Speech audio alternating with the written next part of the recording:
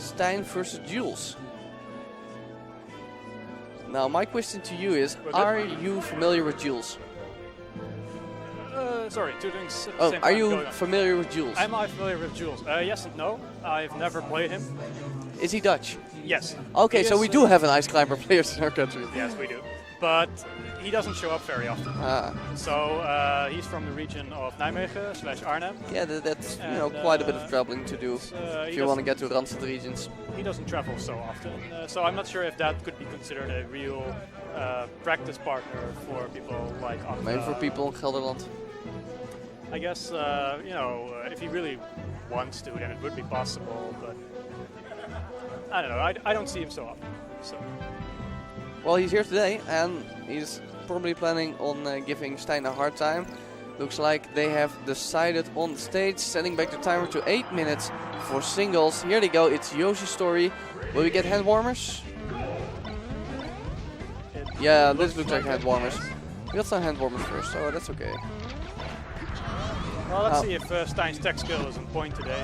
Could make a big difference between getting grabbed and not getting grabbed. Yeah, I've heard Fox is pretty decent at splitting up the IceClimbers, mainly because of that shine.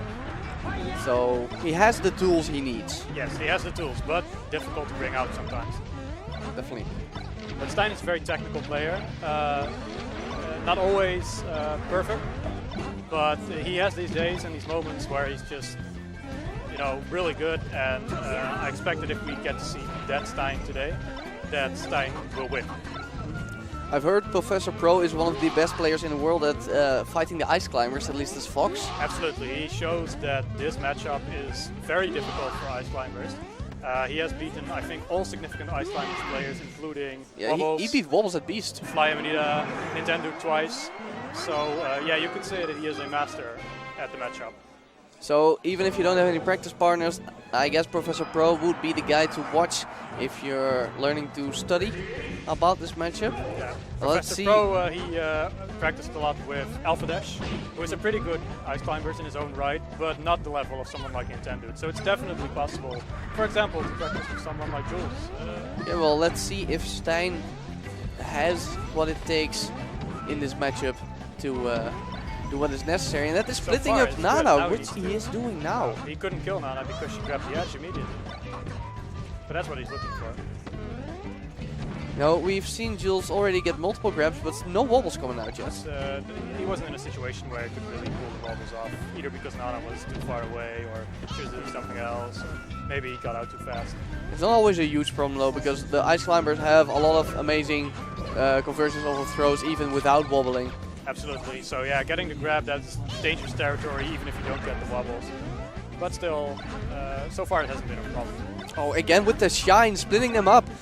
They just returned on the field, and this is the first time they've been together. That's the way to do it, put pressure on them with the shine. See if Nana gets towards the edge and then kill her. Of course, the risk reward is that you do have to get a little bit close for that shine, which means you do get into their grab range. Yeah, and then it's really important not to do any unsafe stuff on their shield or any unsafe stuff in general. Just be cautious. Yeah, so Nana once again falling to the shine, which means this stock is only worth half it would be if he still had her. But apparently he can make something worse with the classic wave dash down smash with a lot of IceClimber players like to use to finish off stocks when they do not get the grabs. And he smashed the IT up air just now, which means that he's still going to die, but at least he didn't die from the top. Complete misread on where he would end up after that air dodge though. Or maybe he was going for Randall, but I didn't see him anyone near. Oh, I don't think he was around. And once again, Nana is gone. He didn't even have to do anything for it, she just died by herself. Because why would you recover if you can also not recover? Exactly. Now Hisopo did manage to take the previous stock, but he's not even close to getting the percentages on Fox where he might actually be able to do it. It looks like this is Stijn has a grip on the matchup. Yeah. And you can see Stijn's very technical, movement's very smooth. There's not a lot of holes in his gameplay. The way he doesn't make many mistakes that Jules could get the wobbles. I can see very few moments where he actually is not doing an action. That's because when he puts pressure on the shield, for example with an air, there's an immediate shine after it. There's no pause where Jules could interrupt him. Oh my lord. It's all very frame perfect. Yeah, and he definitely has the skills on the controller to pull it up consistently. Yeah, very, very dominant. Yeah, convincing 3-stock. Only one rogue wave dash down smash from the IceClimbers. Only kill he got was with Sopo. Which is kind of ironic, actually. Yeah. Downlink is watching in the background. Okay, I don't know how I feel about this counter pick personally. Now he... yeah. Well, oh, okay. Especially if you do that then. Like, it was a 0 to death, but I don't really want to call it that because it was basically just a random SD. But yeah, I don't know how I feel about this matchup. Yeah, he just lost hard on the crampest space in the game, but IceClimbers aren't exactly known for their stellar recovery. And I believe Fox like this space. Sure, he can just run around in it, and you can see that Stein is willing to do that. He's, back off, shoot some lasers. And IceClimbers with lackluster mobility, I guess would get a lot of grabs when they corner their opponent. That's not so likely to happen on Dreamland. Yeah, I guess. Just a little bit of theory crafting, of course. I can see because Fox has a lot of space to move around. Yeah. He doesn't need to be so accurate in his movement. It's very difficult for Sopo even to get near him. When they're close, it's because Fox wants it to be close. Yeah, he is just controlling both of their stage positions actually at all times. Every time Jules gets close, he just gets knocked way to the side of the stage.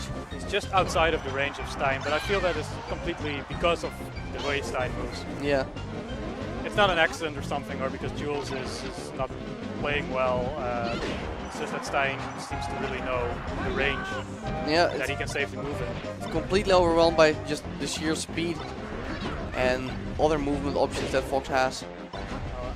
He couldn't get the Gimp there because the up B has a hitbox. But again with the shine spike. This is looking like a 4-stock real quick. Yeah, give it a 4-stock. Can he do it though? No.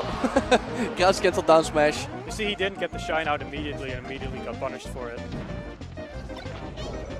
But he's been doing that really well so far, which I think is why he's so far in the lead. Yeah, definitely. He has definitely nothing to worry about here.